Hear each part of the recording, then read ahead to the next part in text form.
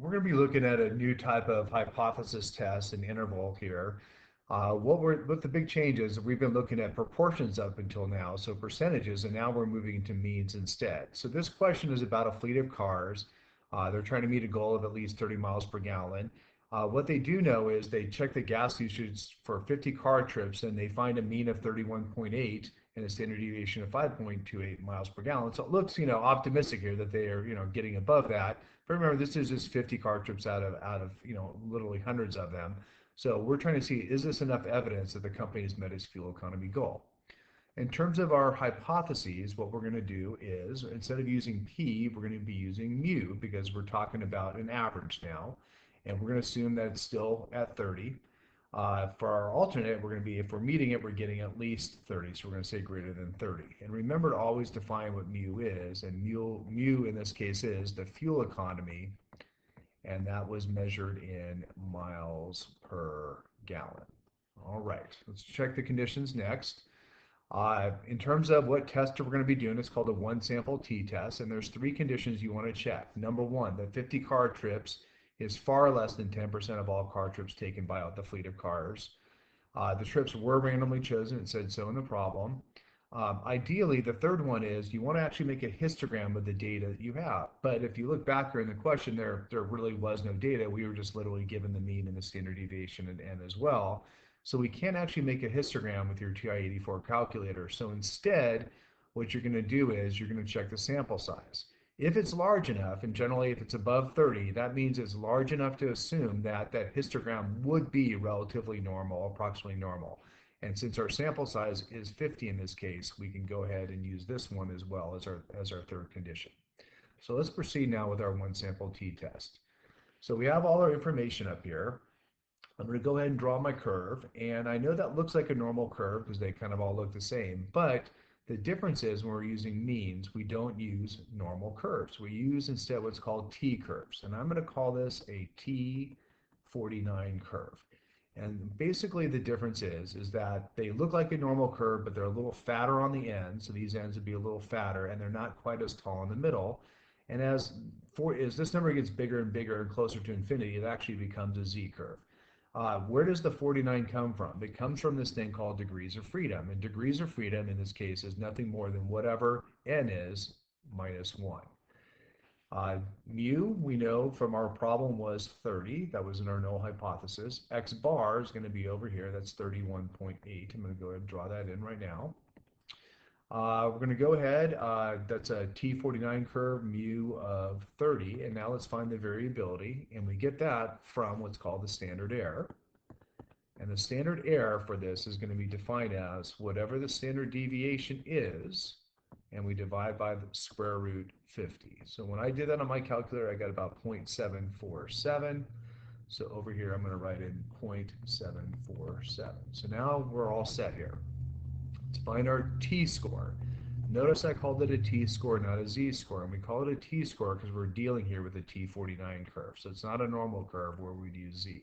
But basically the calculations are very similar. So we take x bar, we subtract mu, and then we go ahead and divide by the standard error, which is 0.747. When I did this on my calculator, I got 2.41. Then what you're going to do is let's calculate the old p-value here. So we say it's the probability. Instead of saying z, we're going to say t49 because it's the t49 curve is greater than 2.41. When I did that on my calculator, I had to do something a little bit different this time. And what we're going to be doing instead is, instead of normal CDF, we're going to be using t-CDF. And it's where normal CDF is on the calculator. It's close by, and you're going to enter in what you normally do. So I have 2.41, comma 99. We're used to that. And then we just do our third number as our degrees of freedom. And that was over here, that was 49. So if you enter that on the calculator, you will get the p-value, and the p-value is 0.0098. We know what to do when our p-value is less than 5% like it is here. So that's our conclusion. So we will end up rejecting the null hypothesis since p is less than 5%. There is strong evidence that the company is meeting its fuel economy goal. As far as our interval goes here, here's the formula up here in blue. We take x bar plus or minus, and then our margin of error is t star, not z star, but t star, and it's based on the degrees of freedom times the standard error. So the standard error we already knew from our problem, we already knew x bar. How we're going to get this number here, this t star 49, we know the z star is 1.645. And how we're going to do this on our calculator is we're going to, if you just imagine a 90% confidence interval, that means we have 90% here in the middle. We have 5% on each end over here.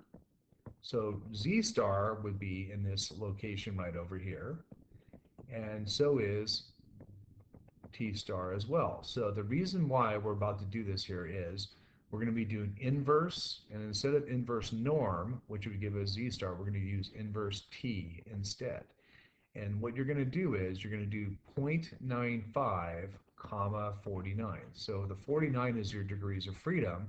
The 0.95 comes from this part of the curve, and this part of the curve all the way over is 95% of the curve. So think of it as 90 plus half of the remaining 10. So 90 plus 5 is 0.95. That's why we're using this number instead of not 0.90. So when I did inverse t with these two numbers put in there, I got a t star of 1.677, and you will notice it's a little bit above z star. Here's our z star over here in red. All right, let's do the math now. Let's multiply these two together. When you do that, we're going to get our margin of error. I got a margin of error of about 1.25. And when I take 31.8 and add subtract that number, I get our interval, and our interval starts at about 30.55, and it ends at 33.05. And then it's just a matter of interpreting in words here. So we are going to say we are 90% confident, and we're confident that that's actually the mean fuel economy for the fleet. So we're 90% confident the mean fuel economy, and it's in that range that we just came up with. So is 30.55 all the way up to 33.05 miles per gallon. So there you have it. Now you know how to do a t-test. We call it a one-sample t-test, and we also know how to do an interval, and that's called a one-sample t-interval.